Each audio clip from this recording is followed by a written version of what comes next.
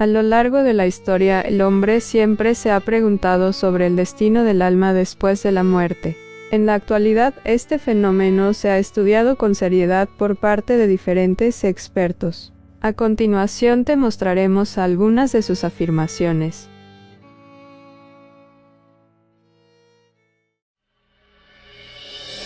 Adivinación y brujería.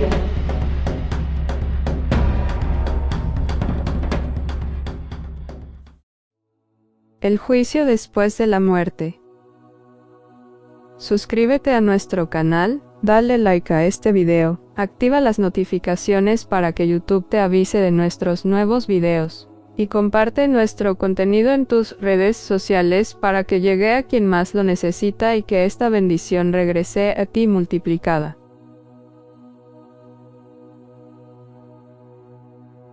El juicio después de la muerte. Una persona no deja nada tras ella después de la muerte, excepto un cuerpo terrenal. Cuando las personas mueren, se llevan con ellas todo cuanto les pertenece a su personalidad, a excepción de su cuerpo terrenal. Entran en el reino espiritual en un cuerpo, muy parecido al que tuvieron en el mundo físico. No existe diferencia alguna, puesto que ellas mismas no sienten ni ven ningún cambio. Pero su cuerpo es espiritual y por ello es purificado y separado de los elementos terrenales. Cuando las personas se convierten en espíritus, no se dan cuenta de que ya no están en el mismo cuerpo que habitaban cuando estaban vivas y, por ello, todavía no saben que están muertas. En el mundo espiritual, las personas continúan disfrutando de cualquier sensación interna o externa, tal y como hicieran en el mundo físico. Todavía son capaces de ver, de oír, de hablar, de oler y de saborear, así como de sentir una especie de presión a través del tacto. Todavía siguen pensando, reflexionando, deseando y anhelando y se sienten tan motivadas, amadas o conmovidas como antes. Incluso se llevan con ellas su memoria física, ya que siguen conservando en su recuerdo todas las cosas que han visto, oído, pensado, leído o aprendido en este mundo, desde su más tierna infancia hasta el último momento de sus vidas. Aquellas personas que no se dejan guiar más que por la razón, son incapaces de creer en una vida después de la muerte, ya que esto es algo que no alcanzan a comprender. Estas personas tan solo pueden pensar en términos físicos.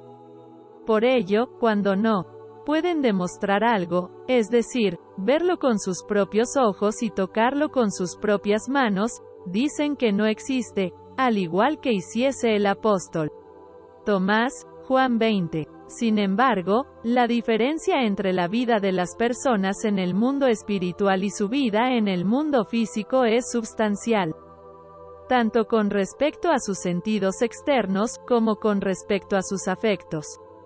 Las personas que están en el cielo poseen unos sentidos mucho más refinados, es decir, pueden oír y ver con mucha más precisión y razonan con más inteligencia que cuando estaban en el mundo físico. Ello se debe a que estas personas pueden ver las cosas a través de la luz del cielo, superior a la de la tierra en muchos grados, y también pueden oír a través de una atmósfera espiritual, distinción también muy superior. Podríamos comparar esta diferencia entre el mundo espiritual y el mundo físico con la distinción entre lo claro y lo oscuro, entre la luz del día y la sombra de la noche. La luz del cielo, al ser la luz de la divina verdad, proporciona a la vista de los ángeles una gran habilidad para poder distinguir y darse cuenta de las cosas más pequeñas. Además, su sentido externo de la vista se corresponde a una especie de visión interior o discernimiento. En los ángeles, esta visión exterior se halla relacionada de tal forma con la interior que ambas pueden actuar al unísono y llegar por ello a poseer tanta intensidad. De esta misma forma, su oído también se corresponde a su percepción interna, lo cual favorece su discernimiento e intencionalidad. Así, y tanto a través del tono como de las palabras de aquel que está hablando, pueden darse perfecta cuenta de los más pequeños detalles concernientes a sus afectos y a sus pensamientos, las cuestiones relacionadas con el afecto a través de su tono, y las relacionadas con los pensamientos a través de sus palabras. Sin embargo, en los ángeles, los demás sentidos no se hallan tan desarrollados ni tan refinados como el de la vista y el del oído, porque estos, más que ningún otro, son los que sirven a su inteligencia y a su sabiduría. Si los demás sentidos actuasen a este mismo nivel de refinamiento, restarían gran parte de luz y de intensidad a su sabiduría y los inducirían hacia el deleite de los distintos placeres y anhelos del cuerpo. Estos anhelos encubren y paralizan el discernimiento de tal forma que pueden llegar incluso a asumir un papel principal, tal como sucede con las personas de este mundo, quienes suelen mostrar un total desinterés y muy poca preocupación por las verdades espirituales mientras puedan seguir saciando sus gustos y continuar entregándose a los placeres del sentido físico del tacto.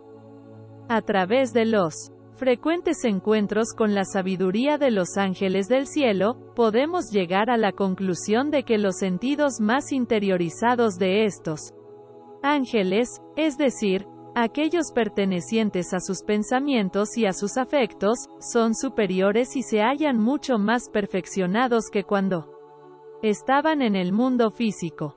La diferencia entre el estado de las personas en el infierno y en el mundo también es substancial. La perfección y la calidad de los sentidos externos e internos de los ángeles que están en el cielo es tan grande como la imperfección de aquellas personas que están en el infierno.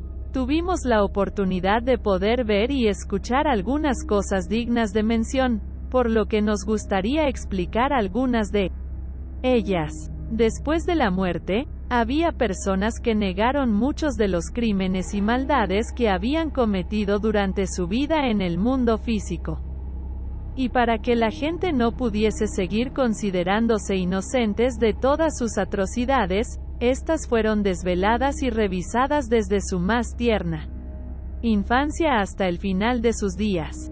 La mayoría de estos casos estaban relacionados con el adulterio y la prostitución. Algunas personas habían engañado a otras a través de diabólicas maquinaciones e incluso también habían llegado a robar. Sus artimañas y sus robos fueron repasados uno a uno. Muchas de estas cosas no eran conocidas por nadie excepto por ellas mismas.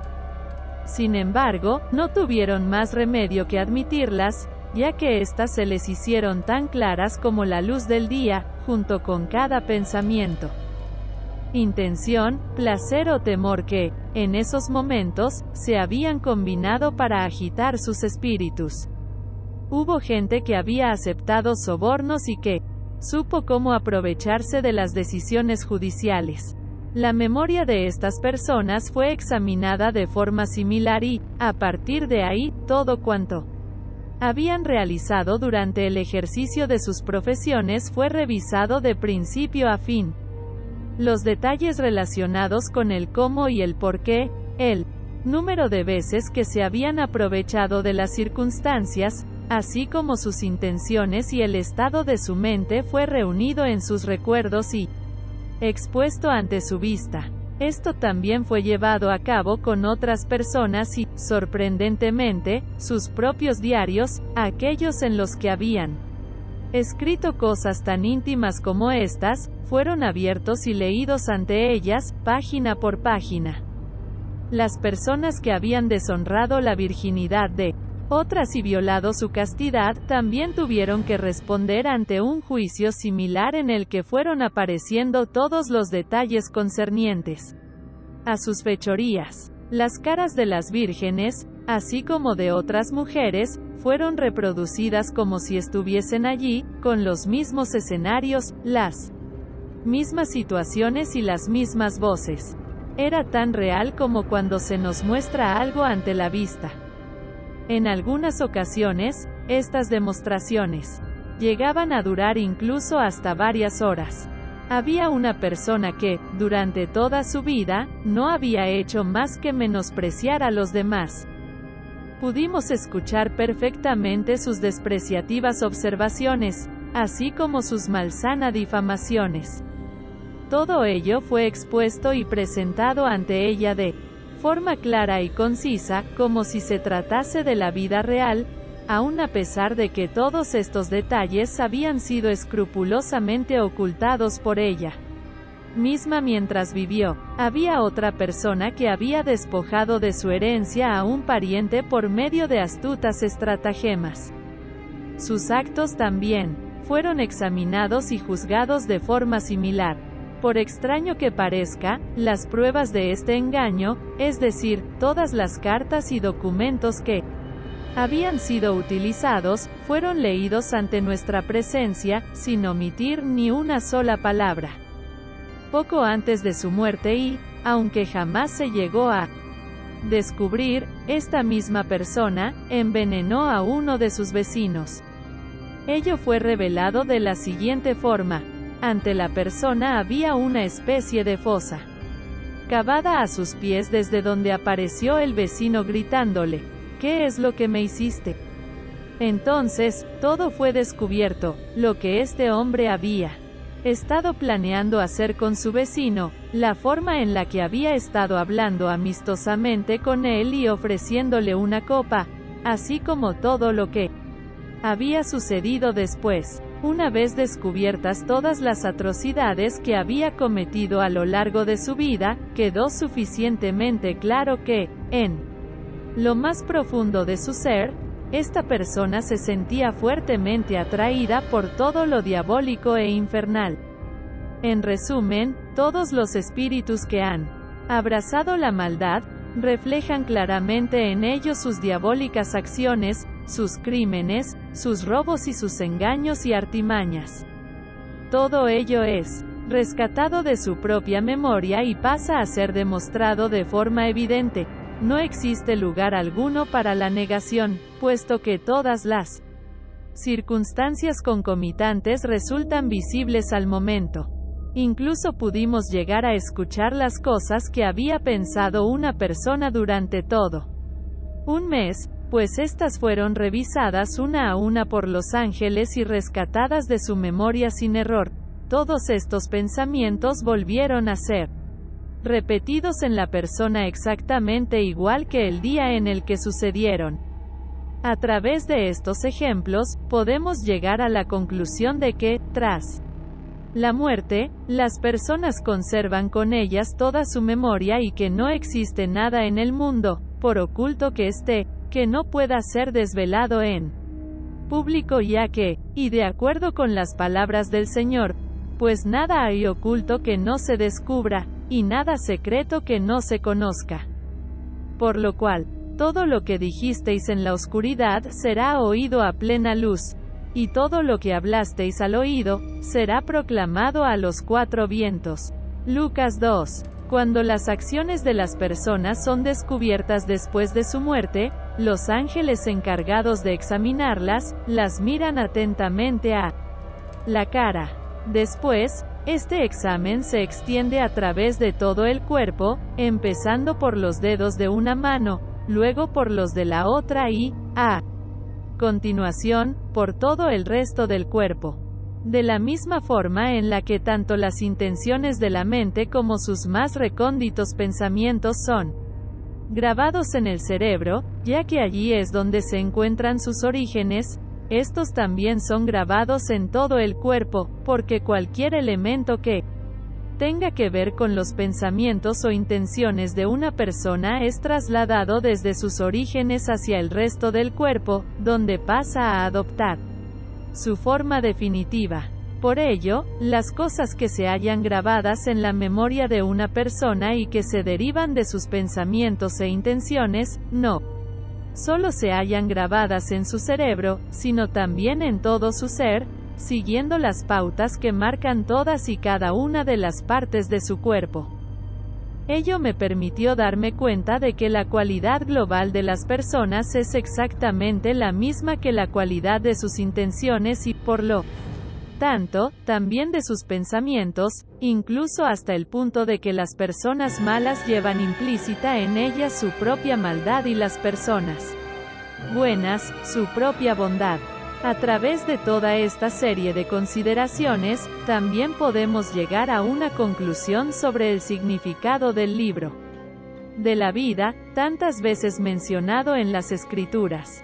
Realmente es como si todo, tanto las acciones como los pensamientos, estuviese escrito en la persona, como si estos pensamientos estuvieran siendo leídos en un libro recuperado de la memoria y visionados al igual que cuando el espíritu es examinado bajo la luz del cielo. Nos gustaría añadir un suceso digno de mención relacionado con la forma en cómo permanece la memoria humana después de la muerte, un suceso que nos convenció de que no son solo las líneas generales las que persisten en la memoria, sino también los detalles más pequeños, los cuales jamás son borrados de la mente.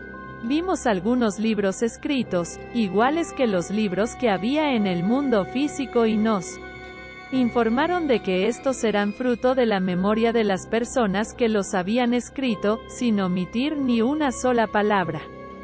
De esta misma forma, los más mínimos detalles de todo también pueden ser extraídos de la memoria de las personas, incluidas aquellas cosas que ellas mismas habían olvidado durante su estancia en el mundo. Entonces, nos fue revelado el siguiente hecho: las personas humanas poseen una memoria interior y otra exterior. La exterior pertenece a la persona física, mientras que la interior pertenece a la persona espiritual. Todo cuanto haya podido pensar, intentar, decir o hacer una persona, incluido aquello que haya podido ver y oír, pasa a grabarse con todo detalle en su memoria interior o espiritual. No hay forma de destruir nada de cuanto queda grabado allí, puesto que todo es escrito en el espíritu y en los miembros del cuerpo, tal como ya había mencionado anteriormente.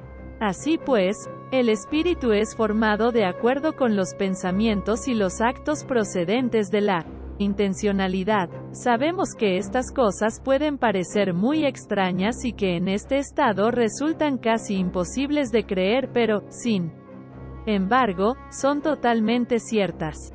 Así pues, no creas que nada de cuanto hayas podido pensar o hacer en secreto vaya a permanecer oculto después de la muerte. Piensa más bien que todas las cosas se harán visibles a la luz del día.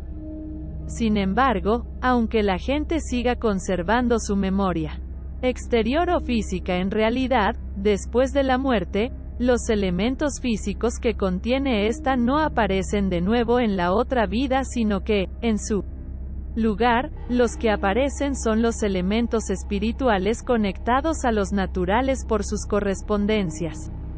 No obstante, cuando estos son presentados a la vista, parecen conservar la misma forma que tuvieron en el mundo físico. Porque todas las cosas que son visibles en el cielo se parecen mucho a las de la tierra, incluso aunque no sean esencialmente físicas, sino más bien espirituales. De todas formas, como la memoria exterior o natural concierne a algunos de estos aspectos, dado que se deriva de lo que es material, es decir, del tiempo y del espacio, así como de otras cosas propias de la naturaleza, no le sirve al espíritu de la misma forma que le servía en el mundo físico. Porque, en este mundo, cuando las personas piensan de acuerdo con su nivel sensorial exterior y, al mismo tiempo, no lo hacen de acuerdo con su nivel sensorial interior o intelectual, es porque han pensado de una forma física y no espiritual. Sin embargo, en la otra vida, cuando se convierten en espíritus, ya no piensan de forma natural física, sino espiritual. Pensar espiritualmente es pensar con discernimiento o racionalidad. Este es el motivo por el cual la memoria exterior o natural permanece inactiva por lo que concierne a los elementos materiales, y tan solo entran en juego aquellos elementos que las personas han rescatado de los elementos materiales, convirtiéndolos en racionales mientras estaban en el mundo. El motivo del cese de toda actividad por parte de la memoria exterior con respecto a sus elementos materiales se debe a que estos no pueden salir de nuevo a la luz. De hecho, los espíritus y los ángeles hablan de acuerdo con los afectos y pensamientos que pertenecen a sus mentes. Así pues, las cosas que no se ajustan a estas no pueden ser articuladas, tal como podemos deducir por las declaraciones concernientes a las conversaciones de los ángeles en el cielo y a sus conversaciones con los humanos en el mundo físico. De ahí se desprende el por qué las personas siguen siendo racionales aún después de su muerte, porque se han vuelto racionales debido al lenguaje y a los datos de este mundo, no por su habilidad con respecto a estos. Hablamos con muchas personas que estaban convencidas de haber sido cultas mientras vivieron en el mundo debido a sus conocimientos sobre las lenguas muertas, tales como el hebreo, el griego y el latín, pero que no llegaron a desarrollar su habilidad racional por medio de lo que estaba escrito en estas lenguas. Algunas de ellas parecían tan simples como aquellas personas que no poseen ningún conocimiento sobre estas lenguas, mientras que otras parecían realmente estúpidas, aunque acompañadas por una cierta arrogancia, ya que se consideraban mucho más inteligentes que la mayoría de la gente. Hablamos con algunas personas que, mientras vivieron, siempre pensaron que la sabiduría dependía de aquello que tenían almacenado en la memoria. Estas personas llenaban sus memorias con una gran cantidad de datos y de conocimientos y no hablaban más que de ello. En consecuencia, llegó un momento en el que ya no sabían hablar por sí mismas, sino que se limitaban a imitar a otros. Como consecuencia no consiguieron perfeccionar ninguna habilidad racional por medio de la memoria. Algunos de estos individuos eran bastante estúpidos, otros necios e insensatos, incapaces de captar ninguna verdad, ni de distinguir en absoluto lo que era verdad de lo que no lo era, encerrándose en toda clase de falsedades, cuya supuesta erudición consideraban como cierta. De hecho, no sabían ver si algo era verdadero o no por ellos mismos, lo cual significaba que no podían ver nada racionalmente cuando escuchaban a otras personas. También hablamos con gente que, mientras vivió en el mundo, había escrito mucho sobre diferentes temas y, en consecuencia, eran considerados grandes eruditos en la mayor parte del planeta. Algunas de ellas podían pensar realmente con una cierta lógica sobre los temas relacionados con la verdad, o sea sobre las cosas que eran verdaderas y sobre las que no lo eran. Algunas comprendían la verdad mientras estaban hablando con personas envueltas en la luz de la verdad, pero, después, seguían sin querer comprender. Así pues, normalmente, estas personas solían negar las verdades cuando estaban entremezcladas en sus propias falsedades y, en consecuencia, en sí mismas. Algunas no eran mucho más inteligentes que la masa analfabeta. Es decir, cada una de estas personas había desarrollado su propia habilidad racional a su manera a través, por así decirlo, de los estudios que había compuesto y copiado. Pero, en cuanto a las personas que se opusieron a los verdaderos elementos de la Iglesia, que formaron sus pensamientos dejándose guiar por datos e informaciones y que, a través de estos mismos medios, se convencieron a sí mismas de toda una serie de falsas perspectivas, no desarrollaron su habilidad racional. Solo desarrollaron la habilidad para utilizar la lógica, una habilidad que la gente de este mundo considera como racionalidad. No obstante, se trata de una habilidad diferente a la de la racionalidad. Se trata de la facultad de demostrar lo que uno desea, haciendo pasar las cosas falsas por verdaderas por medio de los preconceptos y de las falacias. No hay forma de que personas así puedan ser encaminadas hacia un reconocimiento de las cosas verdaderas, puesto que las cosas verdaderas no pueden ser distinguidas de las falsas, aunque las cosas falsas sí pueden serlo de las verdaderas. Podemos comparar la habilidad racional de las personas a un jardín o a un terreno fértil en el que todo crece. Su memoria es la tierra y sus datos e informaciones son las semillas. La luz y el calor del cielo las hacen florecer. Sin estas, ninguna planta podría brotar. Esto último es lo que sucedería si la luz del cielo, que es la divina verdad, y el calor del cielo, que es el divino amor, no penetrasen en ellas. Son las únicas fuentes de la habilidad racional. Los ángeles se sienten profundamente apenados al comprobar que la mayoría de las personas instruidas proporcionan un crédito natural a todo y, en consecuencia, bloquean las facultades más interiores de sus mentes, de forma que no pueden llegar a captar ningún elemento de la verdad a través de la luz de la verdad, que es la luz del cielo. Como resultado, en la otra vida, pierden la facultad del pensamiento lógico, lo cual les impide poder utilizar los conceptos de la lógica para difundir falsas comprensiones entre la gente más buena y más sencilla y llevarlos por el mal camino. Por ello, todas estas personas son desterradas a áreas desiertas. Un espíritu en particular se hallaba muy resentido porque no recordaba la mayoría de las cosas que había conocido mientras estaba en el mundo y se lamentaba por los placeres que se estaba perdiendo, los cuales tantos deleites le habían proporcionado durante su vida anterior. De todas formas, se le explicó que no se estaba perdiendo absolutamente nada y que seguía conociéndolo todo, incluso los más mínimos detalles. Además, en el mundo en el que se encontraba ahora, el sacar fuera de su conciencia cosas como estas era algo que no estaba permitido.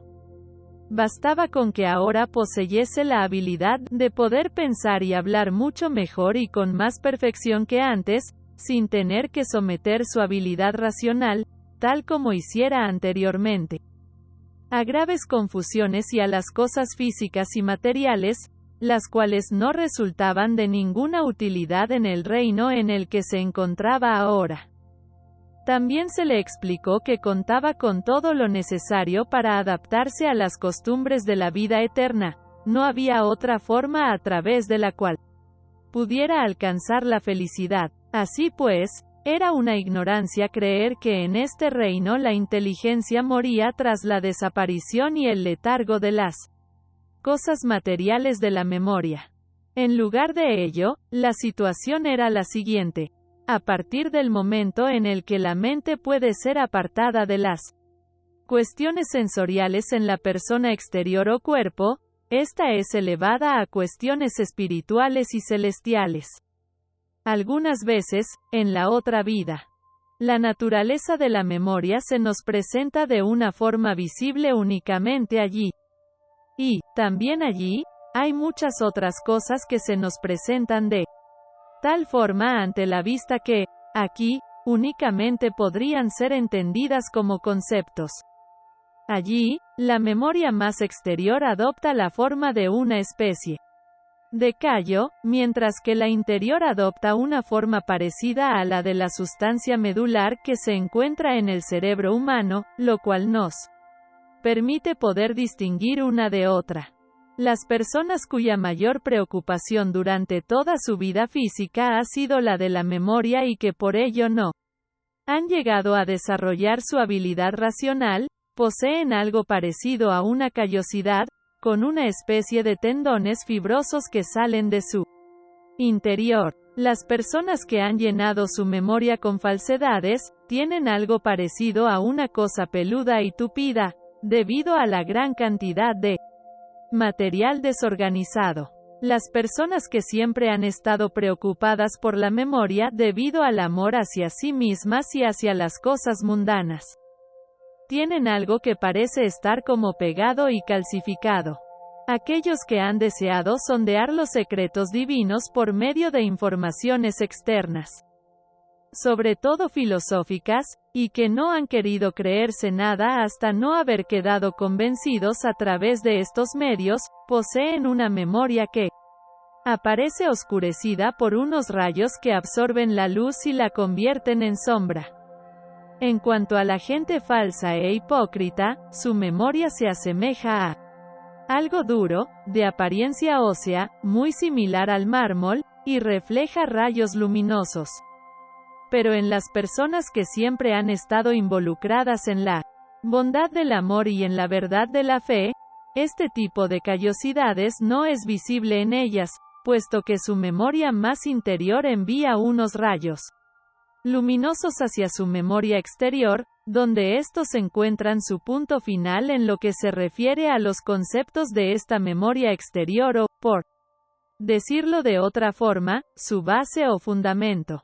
Porque la memoria exterior es el último miembro de una secuencia en la que los elementos celestiales y espirituales encuentran su punto final y llegan hasta allí para descansar, siempre y cuando haya buenos y verdaderos elementos en ellos.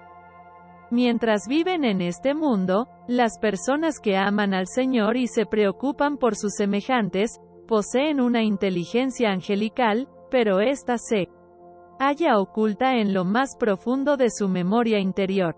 No hay forma de que esta inteligencia y esta sabiduría se manifiesten ante ellas sin antes haber sido despojadas de lo físico. Entonces, la memoria natural se adormece y las personas despiertan a una memoria mucho más interiorizada y, después, poco a poco, a una memoria realmente angelical. Ahora expondremos brevemente cómo se desarrolla una habilidad racional.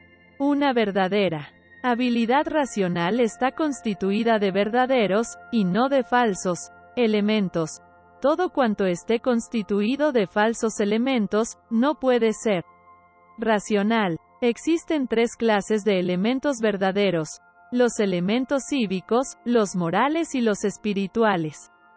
Los verdaderos elementos cívicos están relacionados con todo lo que tiene que ver con las decisiones legales, con los tipos de gobierno de las naciones y, en general, con todo cuanto sea justo y honrado dentro de este ámbito.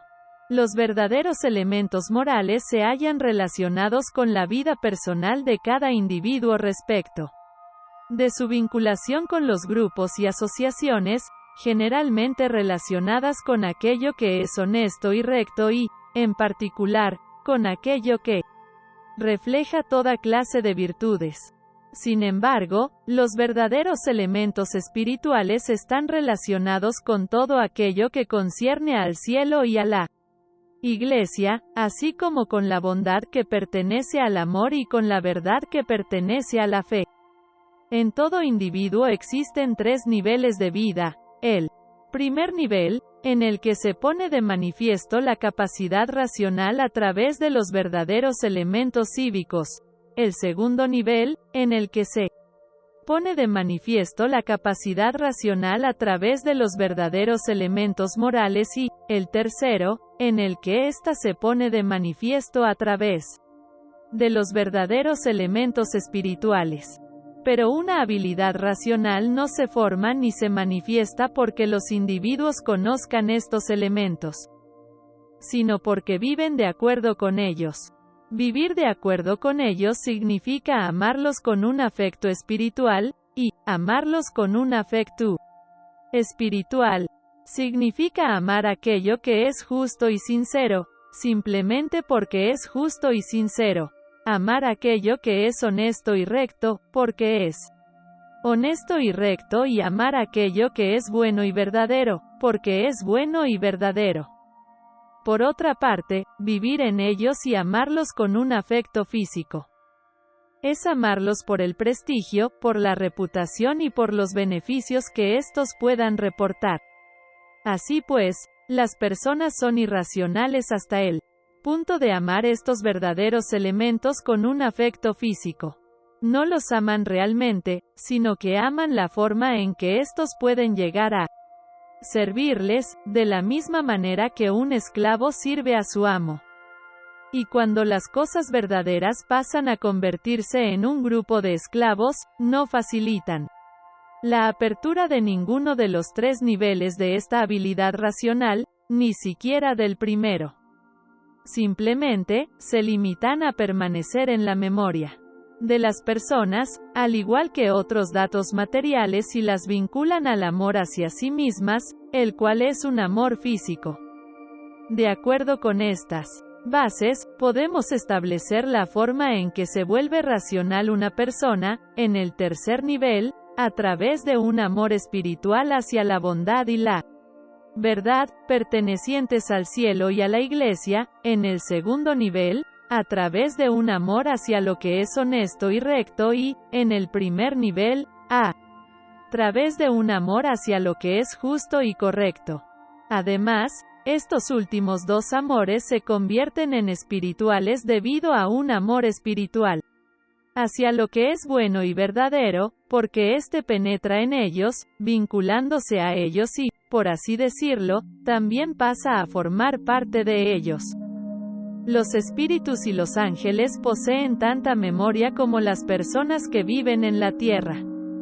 Las cosas que han visto, oído, pensado, hecho o intentado hacer, permanecen junto a ellos y sus facultades racionales siguen desarrollándose constantemente a través de su memoria, hasta la eternidad. Este es el motivo por el cual los espíritus y los ángeles son perfeccionados en inteligencia y en sabiduría por medio de sus ideas sobre lo que es bueno y verdadero, al igual que sucede con las personas que viven en la tierra.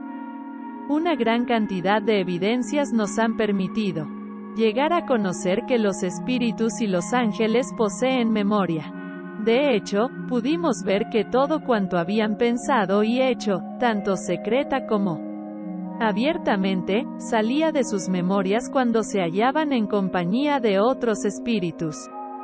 Entonces, también pudimos darnos cuenta de que las personas que habían estado involucradas en alguna cuestión relacionada con la verdad, eran iniciadas en las ideas y, por lo tanto, en la inteligencia y después, conducidas hacia el cielo. Pero debes saber que nadie puede ser iniciado en las ideas y, por lo tanto, en la inteligencia, más allá del nivel de afecto y de bondad que poseyera en el mundo físico. Cada espíritu y ángel conserva la misma cantidad y cualidad de afecto que tuviera en el mundo. Después, este va siendo llenado y, por lo tanto, perfeccionado hasta la eternidad. Porque no hay nada que no pueda seguir siendo llenado hasta la eternidad.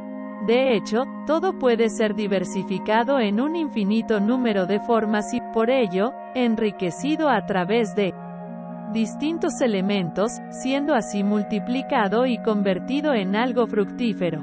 No existe final para las cosas buenas, porque éstas proceden del infinito.